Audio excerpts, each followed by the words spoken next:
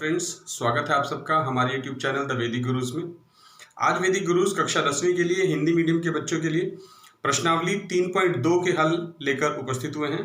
तो आइए देखते हैं प्रश्नावली 3.2 का पहला सवाल, जिसमें लिखा है, देखिए, कक्षा 10वीं के 10 विद्यार्थियों ने, कुल विद्यार्थी कक्षा में कितने थे? 10। उन्होंने गणित की एक पहेली प्रतियोगिता में भाग लिया है और हमें दिया हुआ है कि यदि लड़कियों की संख्या लड़कों की संख्या से 4 अधिक हो, मतलब लड़कियां लड़कों से 4 अधिक हैं, तो प्रतियोगिता में भाग लेने वाले लड़कों और लड़कियों की संख्या हमें ज्ञात करनी है।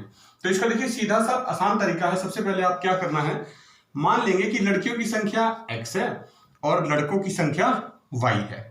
अब हमें ये स्टेटमेंट में दिया हुआ है प्रश्न में कि कुल विद्यार्थियों की संख्या 10 है, तो जो पहला समीकरण बनेगा वो बनेगा x जमा y, मतलब लड़कियों की संख्या जमा लड़कों की संख्या बराबर 10। ये हमारा समीकरण 1 आ गया। दूसरा समीकरण कैसे बनेगा?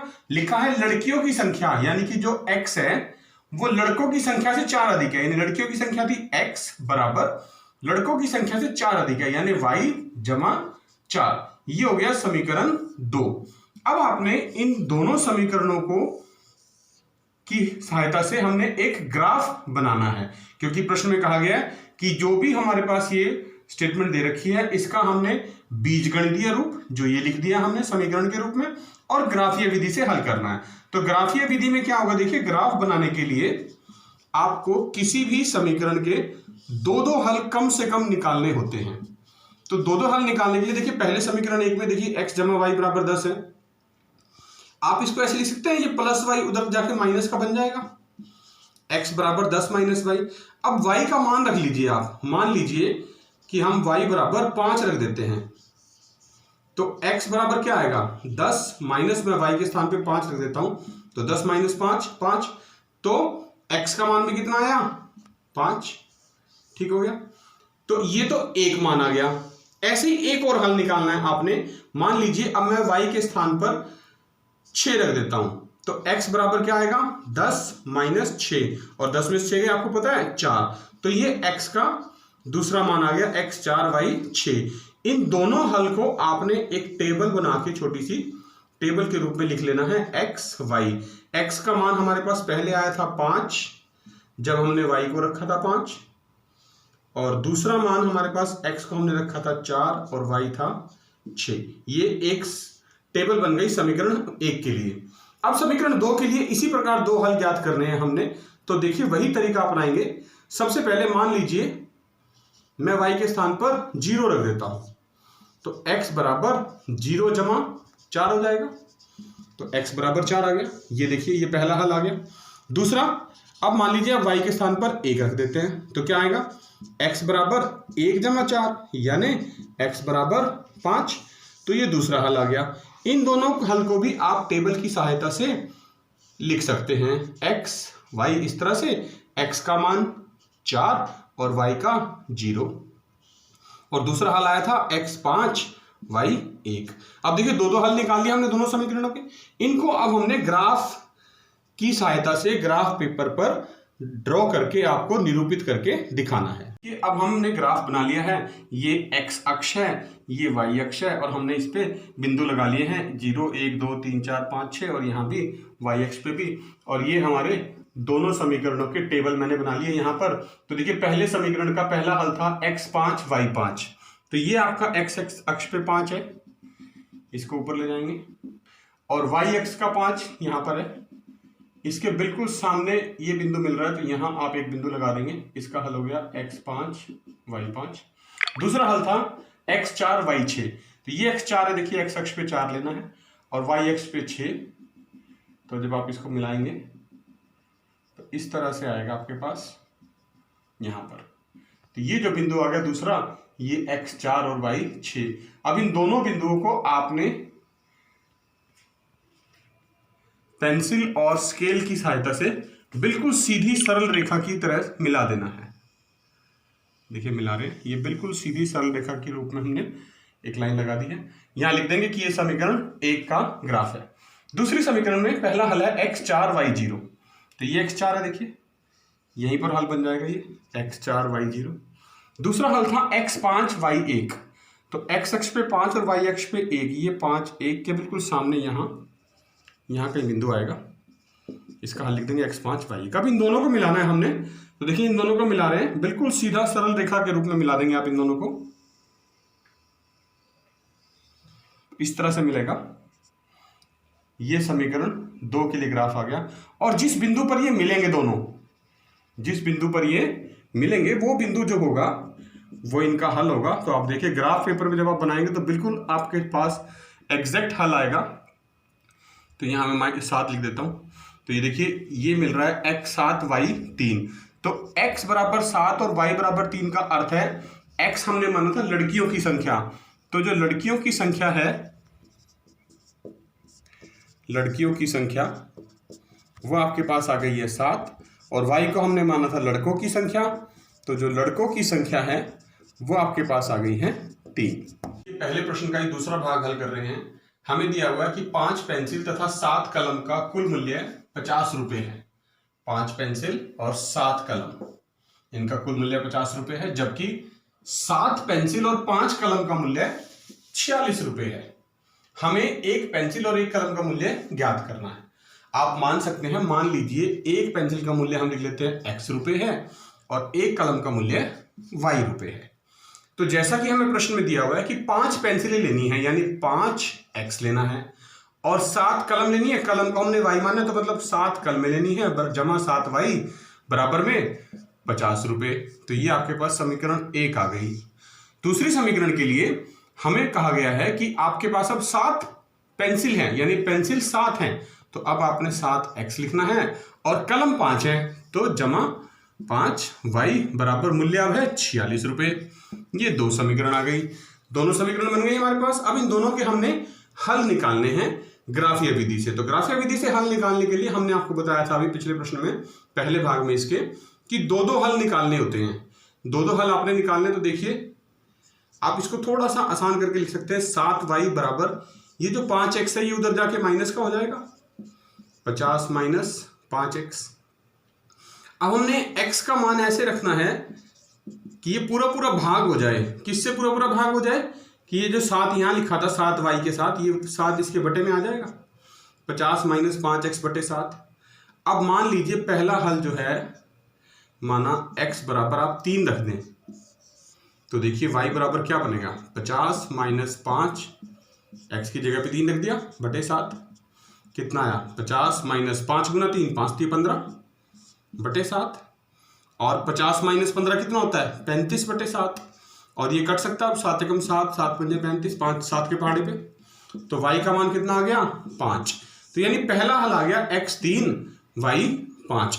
इसी प्रकार हमने एक और हल निकालना है कोई भी। तो मान लीजिए अब की बार हम रख देते हैं x के स्थान पे 10। ऐसी संख्या सोच के रखनी है कि जो है पूरा पूरा कट जाए। 50 माइनस 5 और x की जगह पे मैं 10 रख दूंगा, बटे में था 7, तो क्या होगा 50 माइनस 10 गुना 5 50, तो बटे 7, और 50 में से 50 गए 0, और 0 बटे 7, 0 के बटे में अगर कोई भी संख्या हो तो उत्तर 0 ही आता है। तो y का मान 0 आ गया। तो 2 हल आ गए। इनको हमने क्या करना है, एक टेबल के रूप में व्यक्त करना है। तो मैं बना के लिख रहा हूँ दोनों हल। देखिए x y, x का मान 3 रखा, y का 5 आया था, और x का मान 10 रखा तो y का 0 आया था। ठीक है, अब हम बात करते हैं दूसरी समीकरण की। 7x जमा 5y बराबर 46। इसको भी थोड़ा सा ऐसे ही कर रहे हैं हल। देखिए हम क्या कर रहे हैं, 5y बराबर ये जो प्लस का 7x है ये उधर जाके माइनस का बन जाएगा, यानी 46 माइनस 7x, और y बराबर 46 माइनस 7x, और ये 5 जो यहाँ था ये बटे में आ जाएगा। अब आपने इसके अंदर ऐसी संख्या रखनी है कि ये पूरा पूरा कट जाए। तो मान लीजिए हम यहां पर रख रहे हैं x बराबर 3। जब x बराबर 3 रखेंगे आप, तो क्या होगा, देखिए 46 माइनस 7, x के स्थान पे 3 रख दिया है, बटे में 5, तो 46 माइनस 7 गुना 3, 7 3 21, बटे में 5, और 46 में से 21 गए 25, बटे में 5, और ये पूरा कट जाएगा, 5 बचे 25, तो y बराबर 5 आ गया। देखिए आपके पास।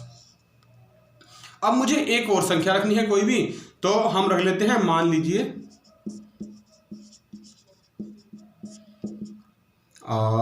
माइनस का 2 रख देते हैं x के स्थान पर।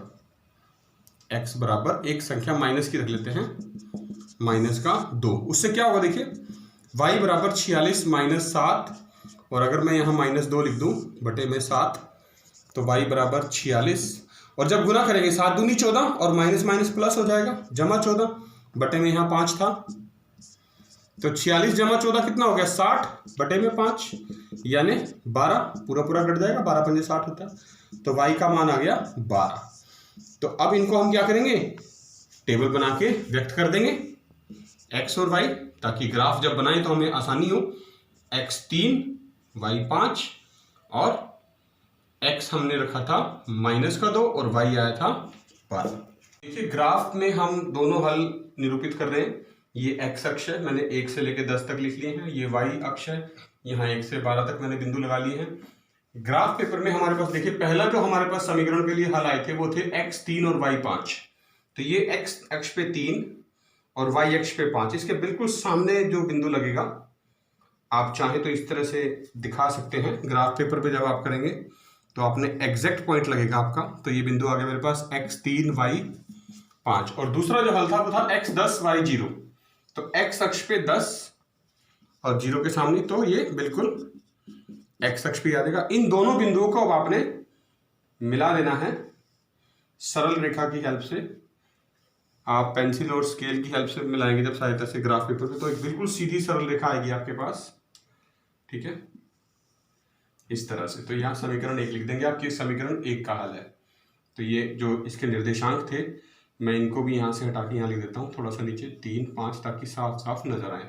उसके बाद दूसरा जो हल था समीकरण का वो था x 3 5, यानी ये एक बिंदु तो यही था बिल्कुल सेम, और दूसरा बिंदु था x अक्ष पे -2 और y अक्ष पे 12। तो ये -2 है और y अक्ष पे मुझे 12 लेना है, तो यहाँ कहीं आ रहा है मेरा 12, तो -2 के बिल्कुल ठीक सामने और 12 के सामने यहाँ पर ये बिंदु लगेगा -2 12, ठीक है। इन दोनों को, इसको और इसको आपने सीधी सरल रेखा की सहायता से मिला देना है, स्केल और पेंसिल की सहायता से, ताकि एक सरल रेखा बन जाए। ये समीकरण 2 का ग्राफ हो गया। तो ये जो कॉमन इनका बिंदु है, जिस बिंदु पे दोनों रेखाएं एक दूसरे को काटती हैं, 3 5, इसमें ये x और ये y है। तो जो x का मान है वो x की मान हमने क्या लिखा था, क्या बताया था, x था हमारा पेंसिल का मूल्य। तो जो x हमने पेंसिल का मूल्य लिखा था वो तो हमारा आया है 3 रुपए, और जो y था वो हमने कलम का मूल्य लिखा था, वो हमारा आ गया है y का मान 5 रुपए।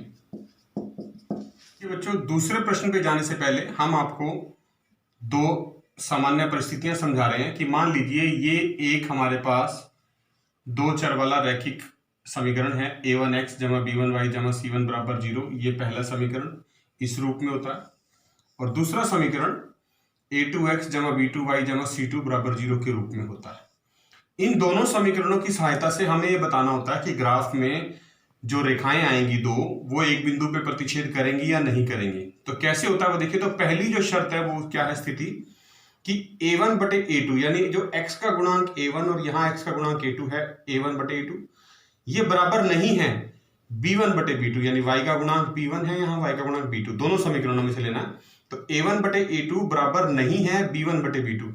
अगर ये पहले वाली आपकी शर्त, पहले वाली कंडीशन सेटिस्फाई होती है, तो क्या होता है इसका मतलब, इसका मतलब होता है कि जो 2 रेखाएं ग्राफ पे बनेंगी वो एक बिंदु पर प्रतिच्छेद करेंगी। प्रतिच्छेद करने का मतलब वो काटती हुई नजर आएंगी, एक दूसरे को किसी एक बिंदु पर जरूर काटेंगी। और उस परिस्थिति में हम कहेंगे कि जो हमें 2 समीकरण दिए हुए हैं इनका एक अद्वितीय हल है या संगत हल है। तो इन दोनों में से कोई भी नाम, कोई भी प्रश्न पूछा जा सकता है। जैसे दूसरे प्रश्न में हमसे पूछा गया कि रेखाएं प्रतिच्छेद करती हैं या नहीं, तो प्रतिच्छेद करेंगी अगर ये कंडीशन सेटिस्फाई होगी। अद्वितीय हल पूछा जाएगा। तीसरे प्रश्न में संगत पूछा गया, तो मैंने लिख दिया कि संगत है, संगत का मतलब हल है।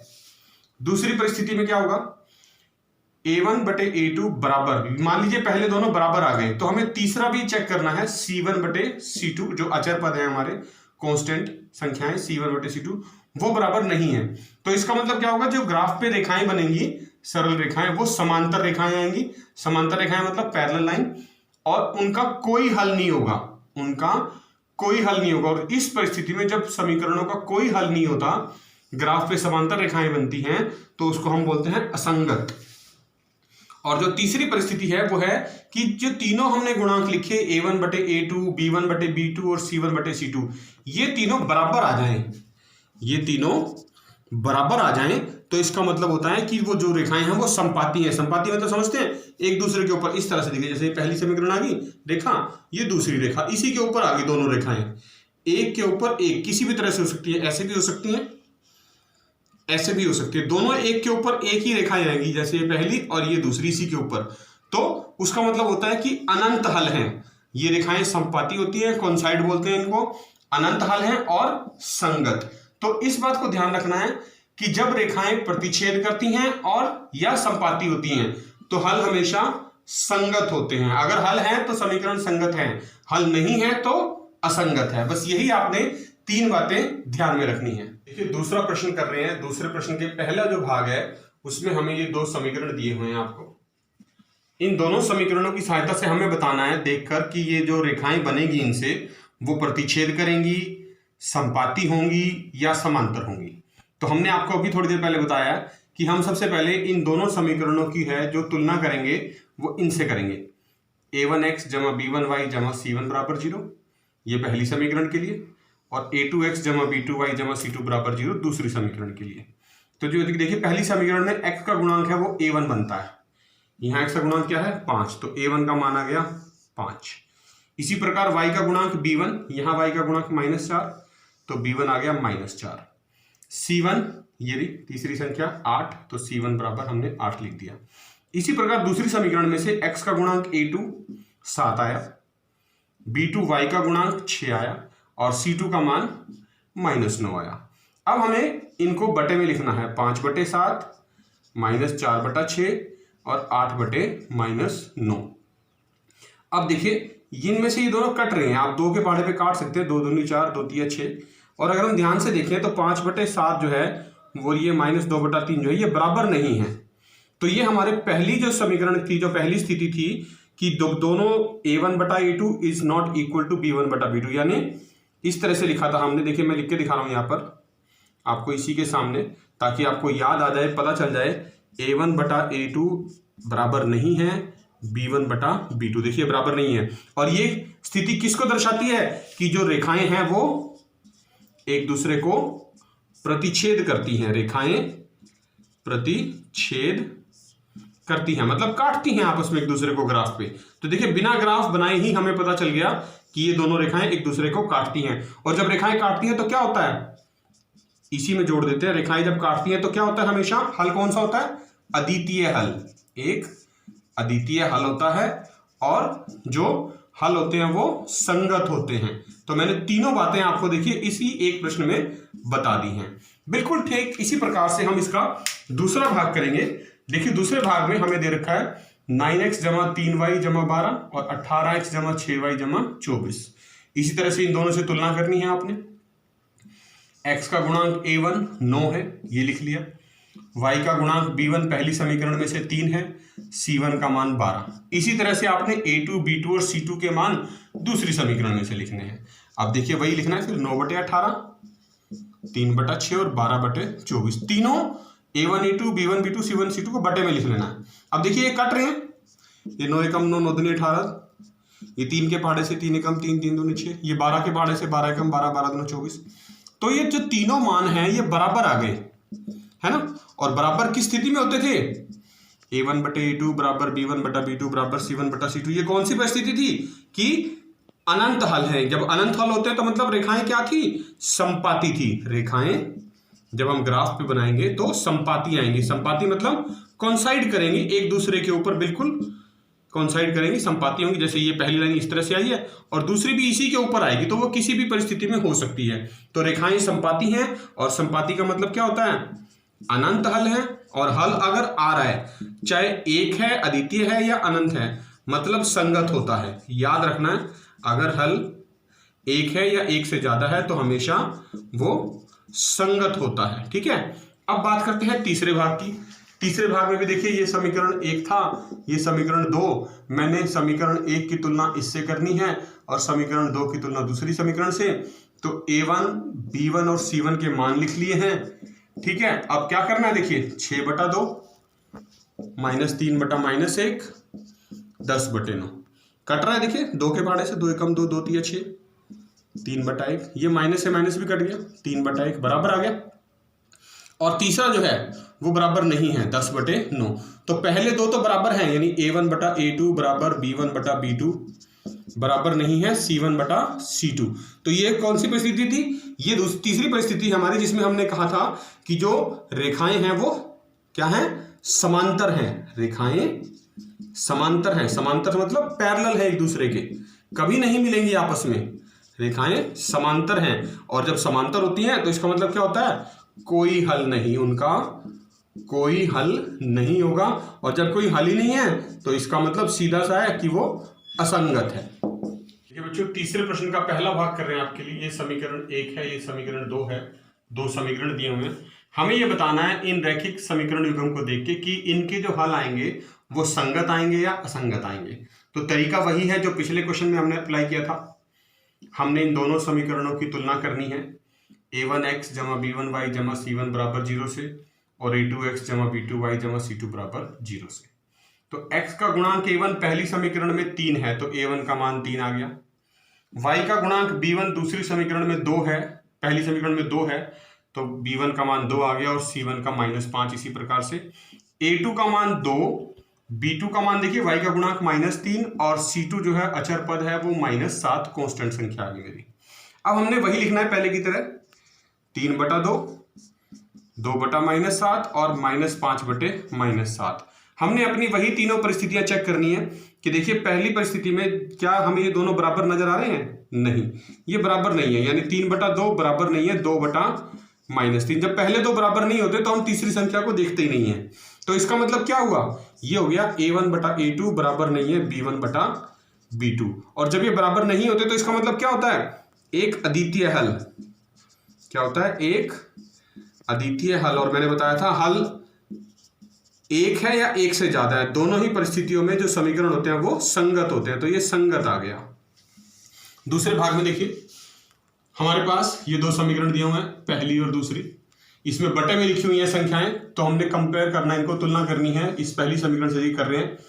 x का गुणांक यहाँ पर A1 है, यहाँ पर 3/2, तो मैंने A1 बराबर 3/2 लिख दिया।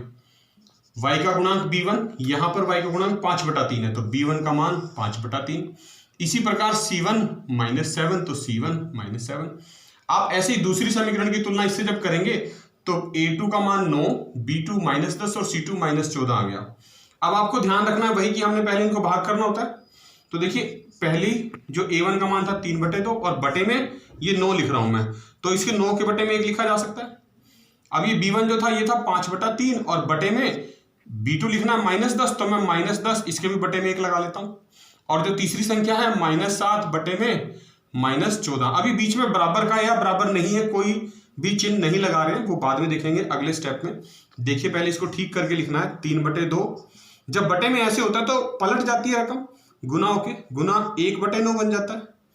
इसी तरह से दूसरी संख्या भी पलट जाएगी, ये -10/1 पलट जाएगा, 1/-10 बन जाएगा।